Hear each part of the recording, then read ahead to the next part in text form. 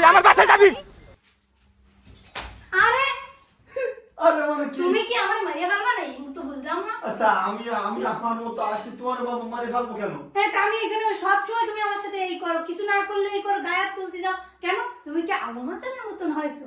তুমি মারধর করে যাতে আমি চলে যাই বা তুমি আরেকটা বিয়ে করতে পারো। উনি তো 4-4টা বিয়ে করেছে, তোমার কয়টা করার ইচ্ছে? সত্যি কথা আচ্ছা বলো। তুমি যে কিছু না করলি বললে, তা আমি তোমার কি করলাম যে তুমি এতগুলো কথা শোনাইলে? হ্যাঁ, তুমি আমার গায়ে হাত তুলো না, তাহলে তুমি অস্বীকার করো তাই না? আমি আজ থেকে পুড়িয়ে গেছে, তাহলে তোমার গায়ে হাত তোলা, আমার আর হাত আছে ওই তুলে।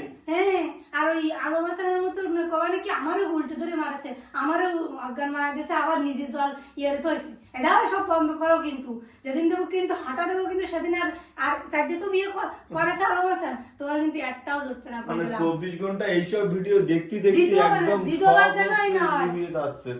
আমি চাকরানি হয়ে রয়েছি, সব আরো মারধর করতে ঠেলে আটুতি ব্যথা পাইছি না আমি।